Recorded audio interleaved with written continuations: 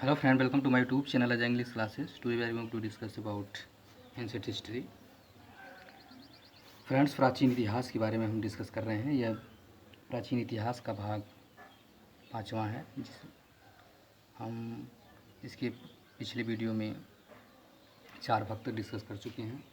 आप उसे प्लेलिस्ट में जाकर देख सकते हैं या इसी वीडियो के डिस्क्रिप्शन में भी उसका लिंक दिया गया है। और फ्रेंड्स, इस पे सभी प्रकार की तैयारी चल रही है। शिक्षक भर्ती, टीजीटी, पीजीटी, इंग्लिश के सभी राइटर इसमें पूरा कंप्लीट राइटर और ग्रामर डिस्कस किया गया है। आप उस पर प्लेलिस्ट में जाकर उसे देख सकते हैं। Now let us start this video. First है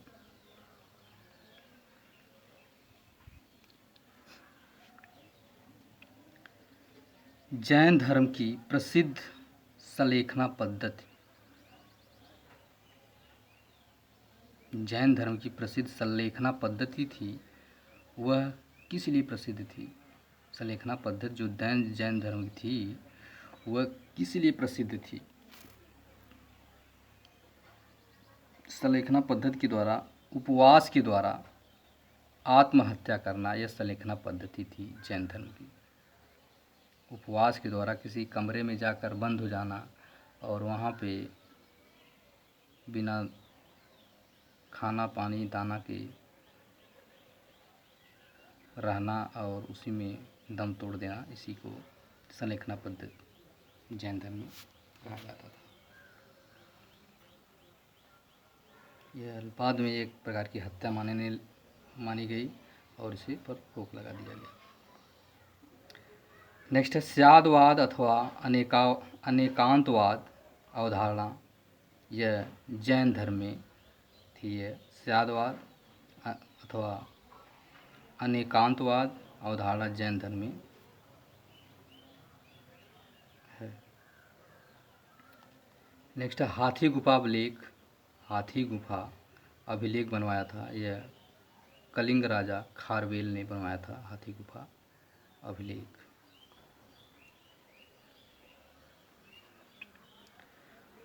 नेक्स्ट है प्रथम जैन सभा। प्रथम जो जैन सभा हुई थी यह पाटलिपुत्र में हुई थी। इसके अध्यक्ष थे स्थूलभद्र और यह हुई थी 322 ईस्वी पूर्व में। प्रथम जैन सभा हुई थी पाटलिपुत्र में। इसके अध्यक्ष बनाए गए थे स्थूलभद्र और यह 322 ईस्वी पूर्व में हुई थी।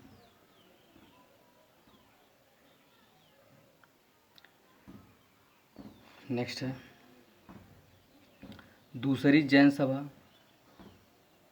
दूसरी जैन सभा यह वल्लभी में हुई थी। 513 ईस्वी पूर्व में हुई थी यह दूसरी, और इसके अध्यक्ष थे देवर्थीगण। इसके अध्यक्ष बनाए गए थे।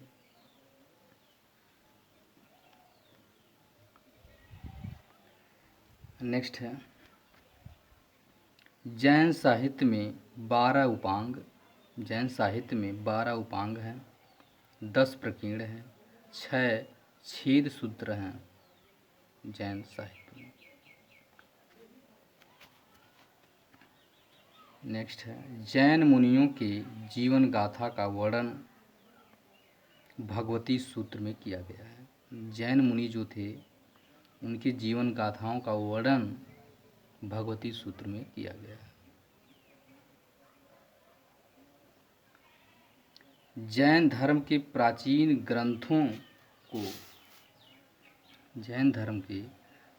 ग्रंथों को पुब्ब कहा जाता है। इसकी संख्या 14 है।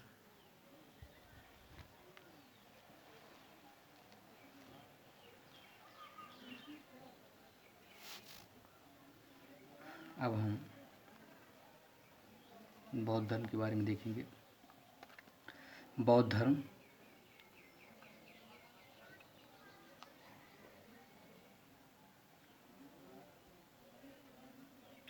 महात्मा बुद्ध का जन्म लुम्बिनी में हुआ था 563 ईस्वी पूर्व में, जो कपिलवस्तु नेपाल में हुआ था।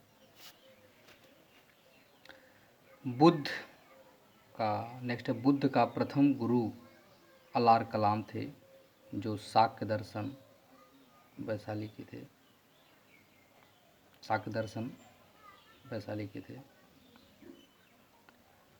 बुद्ध, नेक्स्ट है बुद्ध को कहाँ पर ज्ञान प्राप्त हुआ था। यह बुद्ध को ज्ञान जो प्राप्त हुआ था यह गया में हुआ था, बिहार में, पीपल वृक्ष के नीचे। बैसाख पूर्णिमा के दिन हुआ था इनको ज्ञान की प्राप्ति, बुद्ध जी को।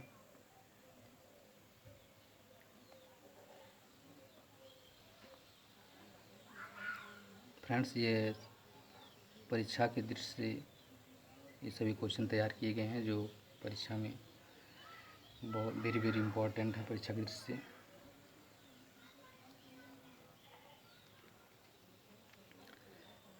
नेक्स्ट है प्रथम उपदेश। बुद्ध ने प्रथम उपदेश सारनाथ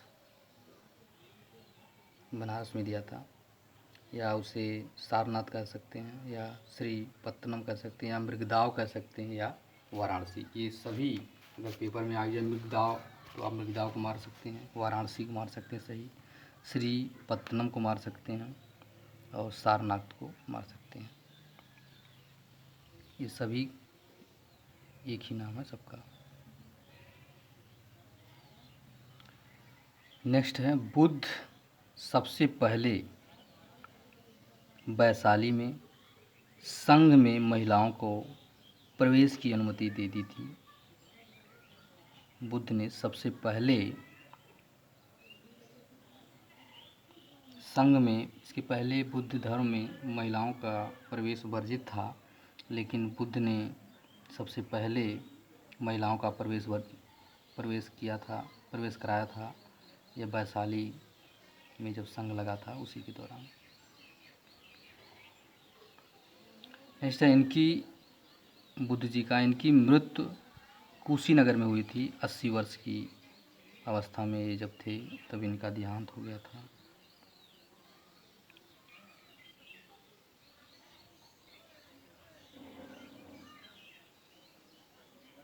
चार यार सत्य है, यह बौद्ध धर्म का में है। चार यार सत्य ये बौद्ध धर्म से रिलेटेड है। नेक्स्ट है प्रथम बौद्ध संगीत। बहुत क्वेश्चन बहुत बार परीक्षाओं में पूछे जाते हैं ऐसे क्वेश्चन। प्रथम बौद्ध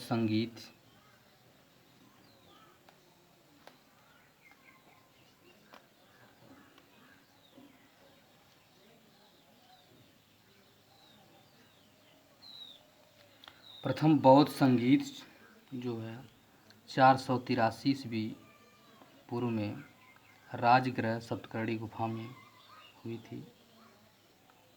प्रथम बौद्ध संगीत जो हुई थी 483 ईस्वी पूर्व में हुआ था, जो राजगृह सप्तपर्णी गुफा में हुआ था। इसके अध्यक्ष थे महाकश्यप और राजा उस समय थे अजातशत्रु के समय प्रथम बौद्ध संगीत हुई थी 483 ईस्वी पूर्व में। दूसरी बौद्ध संगीत यह 383 ईस्वी में हुई थी। 383 ईस्वी पूर्व में हुई थी, वैशाली में हुई थी। इसके अध्यक्ष थे शुभ कामी और शासक थे उस समय कालाशोक के समय हुआ था।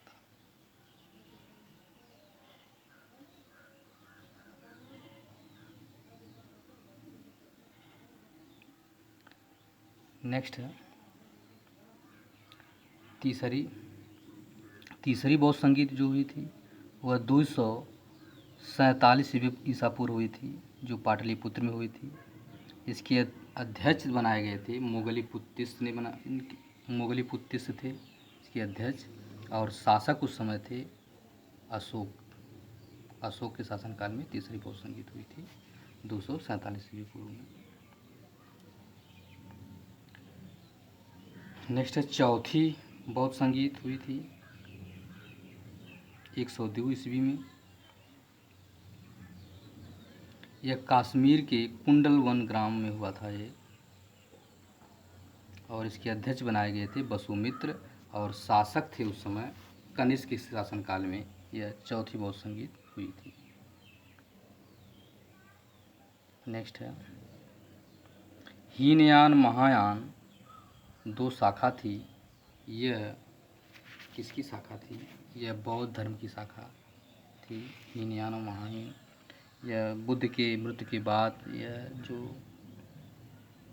बौद्ध संगीतियाँ थी, बौद्ध धर्म को दो भागों में बांट दिया गया था, हीनयान और महायान में बढ़ गया था। नेक्स्ट है भारत का मैकियावेल कहा जाता है चाणक्य। मैकियावेली चाणक्य को कहा जाता है, या विष्णुगुप्त कह सकते हैं उन्हें। नेक्स्ट है अर्थशास्त्र के रचनाकार। अर्थशास्त्र के रचनाकार किसे माना जाता है? चाणक्य।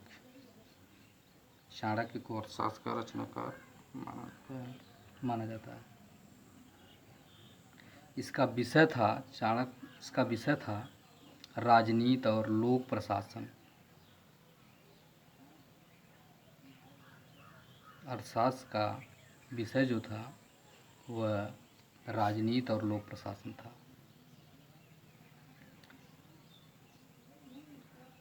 नेक्स्ट है अर्थशास्त्र में कुल अधिकरण है। अर्थशास्त्र में कुल कितने अधिकरण हैं? 15 अधिकरण अर्थशास्त्र में हैं। Friends, I hope you enjoy this video. Thanks for watching this video. Thank you so much.